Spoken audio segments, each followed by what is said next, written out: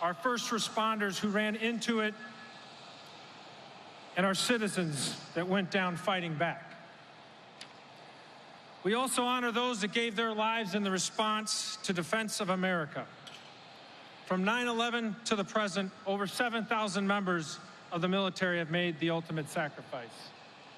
Over 53,000 were wounded, and hundreds of thousands that still bear the internal scars of war. Today, we honor them.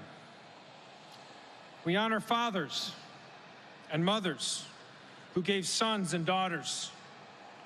We honor children, many whose only memory is a framed photo of their parent. And we honor the brothers and sisters of our armed forces, bonded forever through the crucible of combat. On this day, we must commit to continue to honor them all through our selfless service to our nation and by taking care of the families of the fallen, taking care of our veterans. We must take care of each other and give hope to the hopeless. We must never accept defeat and never quit. We must energetically be ready to fight and win our nation's wars. I am proud to serve with all of you. You are America's best. For you had many choices, and despite the hazards of our profession, you courageously chose to serve. And tell America, I got your back. I thank God for you all. May God bless you. God bless our great nation. And as we remember our fallen and our commitment to the future, please stand and join me in a moment of silence.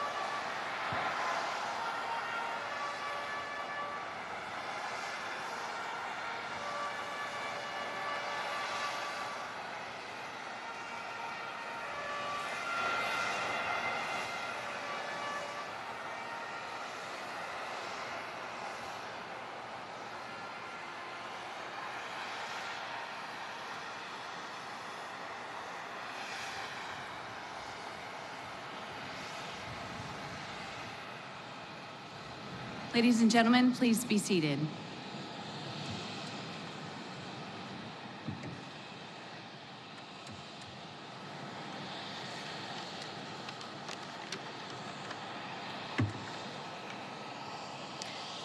Good morning. It's an honor to be here. Everyone remembers where they were and what they were doing on September 11th, 2001. For me, I was an Airman First Class serving at my first duty station, Altus Air Force Base, Oklahoma, as a medic. After being stopped in my tracks in disbelief while watching what was unfolding on TV, I remember getting the notification from my supervisor that I was being assigned to a search and recovery team and that I needed to go home and pack my bags. Our team was leaving that same night in response to the shocking attacks on our country that I just watched unfold mere moments ago. Our team of about 14 personnel boarded a C-17 from our home station the night of September 11th. My husband was actually the crew chief on that C-17 and sent our team off that night. I didn't know what to expect, what we'd be doing, or how long we would be gone. I just knew that we were needed. Our country needed us, our fellow Americans needed us. And we, as was our sacred duty, answered the call to serve. Later, I learned that we were headed to Fort Dix-McGuire, New Jersey, to support FEMA in their search and recovery efforts. We stayed on site for about 2 weeks, prepared to lend a hand in any way that we could. Being on site and seeing the billowing smoke rising from Ground Zero opened my eyes as a young airman. It left an indelible imprint, an ever-present reminder of the cherished freedoms for which we serve. It made me realize what being a medic and military member truly means, and to this day, it continues to drive my desire to serve this great nation. It is now my honor to introduce the 46th President of the United States and our Commander-in-Chief, President Joe Biden.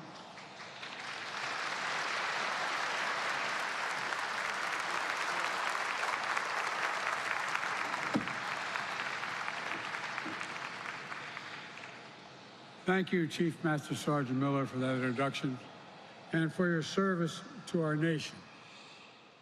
Governor Dunleavy, it's good to see you. Governor and I have something in common. We're both from Scranton, Pennsylvania. I wish I had him playing in my high school ball club when I was playing, but I could have been an All-American, have you in front of me. No, Representative Mary, thank you for speaking, and the Mayor David Bronson and Major General I really appreciate all you do.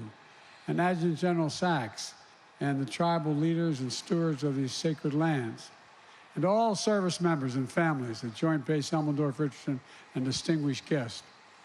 I join you on this solemn day to renew our sacred vow: never forget, never forget.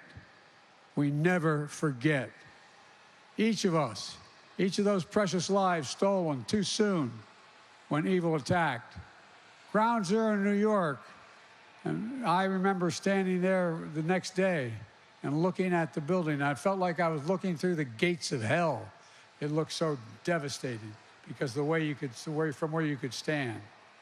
Shanksville, Pennsylvania, the Pentagon in Virginia.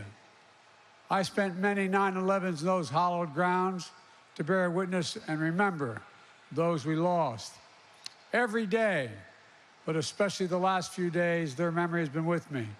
I'm just returning from the G20 summit in India, where we strengthened America's leadership on the global stage, followed by a historic trip to Vietnam, where we transformed our partnership in one of the most critical regions in the world. These trips are an essential part of how we're going to ensure the United States is flanked by the broadest array of allies and partners who will stand with us and deter any threat to our security. To build a world that is safer for all of our children, something that today of all days we're reminded of is not a given. Because through this military base is located on Ground Zero, we know the distance did not dull or diminish the pain we felt all across the nation of September 11th. Because we know that on this day 22 years ago from this base, we're scrambled in high alert to escort planes through the airspace. Alaskan communities opened their doors to stranded passengers. American flags sold out in every store and were placed in front of seemingly every home. We know that on this day, every American's heart was wounded, yet every big city, small town, suburb, rural town, tribal community, American hands went up, ready to help where they could, ready to serve like so many of you here, ready like Chief Master Sergeant Shady Traylor here with us today, who had recently started college when Flight 93 went down a few miles from Shanksville. She said, and I quote, "I immediately knew I wanted to sign up and suit up to serve my country." Ready like General Eifler, who said on that day, "When our nation calls, we must be ready." It called, and we went without hesitation. My fellow Americans, September 11th, 2001, tested our strength, our resolve, and our courage. The billowing smoke and ash that darkened the clear blue sky that September day. The shredded steel and concrete slabs that rained down from the World Trade Center. The plume of fire that shot up in the sky in Pentagon. I remember seeing as I got off the Amtrak train on my way to work in the United States Senate, the pit and into the earth in Shanksville, a testament to the unbreakable courage and resolve of the American people. But we'll never forget that when faced with evil and an enemy who sought to tear us apart, we endured. We endured. But while every year we mark this hallowed day, it's never easy. To anyone here or anyone across the country who's grieving a lost child, parent, spouse, sibling, friend, or coworker, to all those who still bear the wounds from the Syrian September morning, I know how hard it is on a day like this. How can we reopen that wound?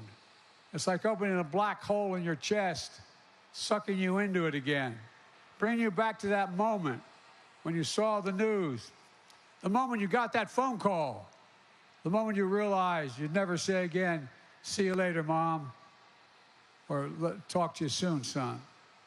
Think of everything your loved one might have done if they had a little more time. What would they have done?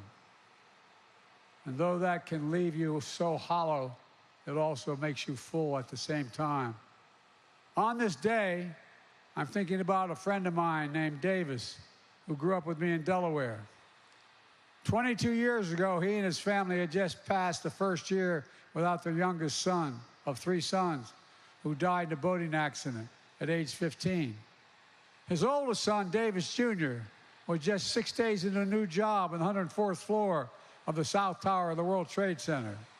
Davis went straight to ground zero to search for his son, search deep into the last, as he referred to it, innings of hope, as he put it. A few days later, I called David to talk as fathers know about losing a piece of your soul. I was on my way to speak to students at the University of Delaware to try to make sense of what happened. And guess what? Having lost 2 sons within a year, Davis told me, "Just tell them, Joe, don't be afraid. Don't be afraid." The terrorists stole 2,977 souls that day. 2,977 souls, forever altering the future of so many families and the story of our nation. But those terrorists could not touch what no force, no enemy, no day ever could, and that is the soul of America. What's the soul of America? It's the breath, the life, the essence of who we are. The soul is what makes us us. The soul of America is based on a sacred proposition that we're all created equal, endowed by our Creator with certain inalienable rights: life, liberty, the pursuit of happiness. We haven't always lived up to it, but we've never walked away from that proposition either. The soul of America is the fortitude we found in the fear of that terrible September day, the purpose we found in our pain, the light we found in our darkest hour, an hour when terrorists believed they could bring us to our knees, bend our will, break our resolve. But they were wrong. They were dead wrong. In the crucible of 9/11 and the days and months that followed, we saw the stuff America was made of. Firefighters and police officers and other first responders running into an inferno of jet fuel debris at ground zero, breathing in toxins and ash that would damage their own health, but still refusing to stop for months. Civilians and service members of the Pentagon rushing into the fiery breach again and again and again to rescue their colleagues in the Pentagon. The Patriot passengers on Flight 93, think of this, who did not know the horror that awaited them, but they confronted the unimaginable, fear and terror, with absolute courage. It's astonishing. The poet Maya Angelou wrote, "History, despite its wrenching pain, cannot be unlived. But if we faced it with courage, we need not live it again." My mother had it put it a different way. My mother was a 5'2" little Irish lady who had a backbone like a ramrod. She used to say, and I mean this sincerely, "Courage lies in every heart, and the expectation is that one day it will be summoned." On September 11th, it was summoned at 9:57 a.m. It was summoned, and 40 incredible women and men in Shanksville answered the call. civilians. They gave their lives. And in doing so, they gave life to their country. We saw that courage at Ground Zero in the Pentagon. And we saw it in so many other ways. These are our heroes, like the faith community leaders all across the country who pushed back against the fear and hate they saw directed at Muslim Americans and Middle Eastern Americans and South Asian descent. Heroes like all of you, the brave women and men of the armed forces who never faltered, you never failed to defend our nation, our people, and our values in times of trial.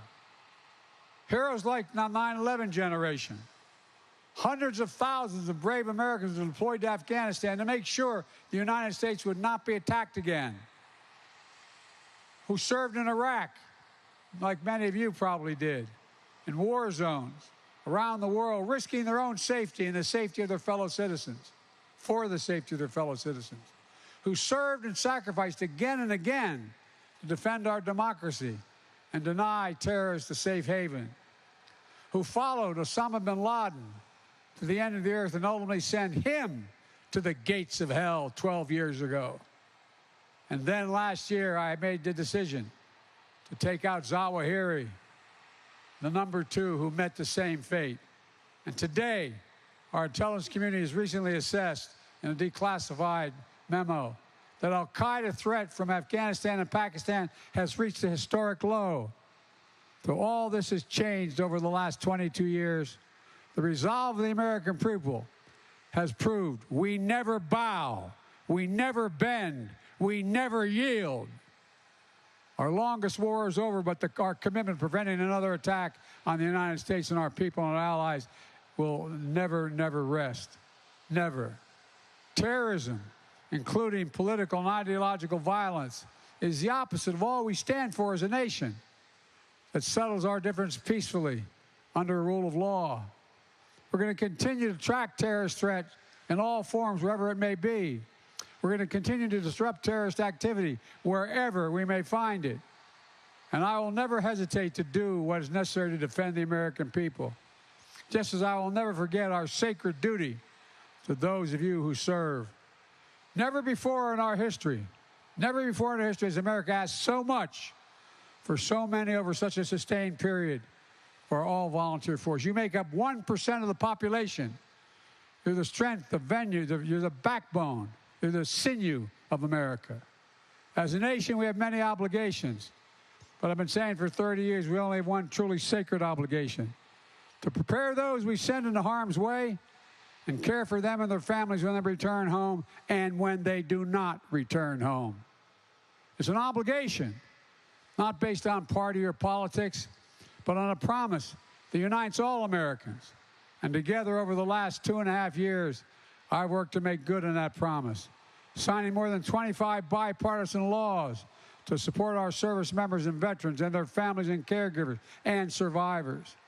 We will not stop. We owe you. We owe you big, and it matters. Across the country, many Americans heard our nation's call in the days right after 9/11. And there were those who were just children, not even born yet when this happened. But when their time came to choose to serve, not because they saw something, but because they felt something, like many of you did. The same feeling that brought Americans together on this painful day 22 years ago. Unity. Now, it shouldn't take a national tragedy to remind us of the power of national unity. But that's how we truly honor those we lost on 9/11. By remembering what we can do together, to remember what destroyed, what we repaired, what was threatened, that we fortified, what was attacked, and an indomitable American spirit prevailed over all of it. Ordinary Americans responding to extraordinary and unexpected ways. That's who you are. You are the soul of the nation. That's not hyperbole. To me, that's the central lesson of September 11th. Not that we'll never again falter or face setbacks. It's that for all our flaws and disagreements, there's nothing we cannot accomplish when we defend with our hearts, which make us unique in the world, our democracy. Our democracy. Every generation has to fight to preserve it. That's why the terrorists targeted us in the first place. Our freedom, our openness, our institutions, they failed, but we must remain vigilant. Today, we can look across the country and around the world and see anger and fear in places many of you have been stationed before. A rising tide of hatred and extremism and political violence. It's more important than ever that we come together around the principle of American democracy, regardless of our political backgrounds.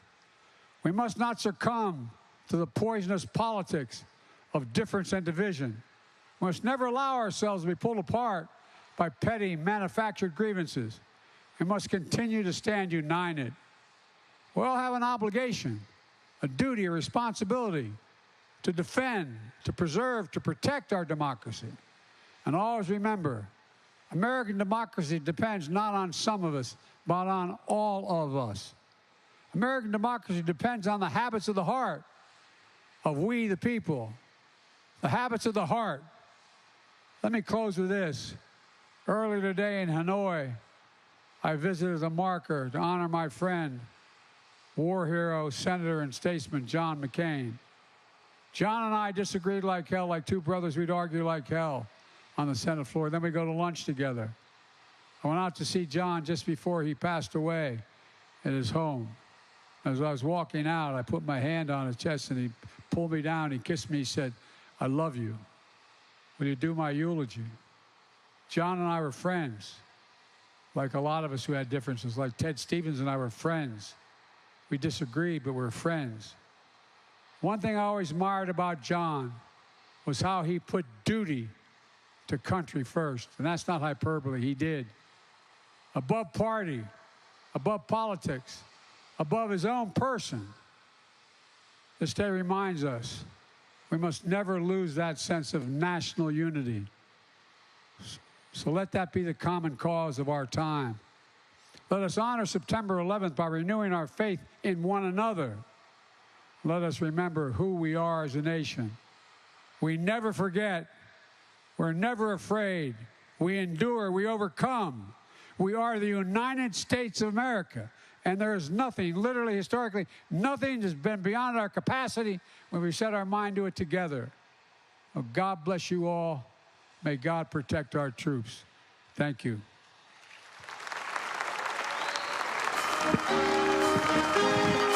Thank you.